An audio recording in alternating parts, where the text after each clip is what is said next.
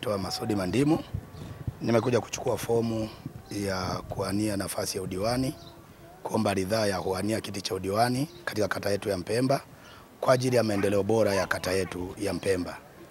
Vijana tunaweza, kama tunaweza kwa mazingira ya jamii nyingine, na kata yetu ya Mpemba tutaweza vizuri kabisa. Ni wakati wa mabadiliko, chama ni cha watu wote, ni lazima vijana tujitokeze kusapoti serikali ya awamu ya 6. Chama cha Mapinduzi kwamba kiniamini na kinipe ridhaa ya kuwa mgombea udiwani katika kata yetu ya Mpemba.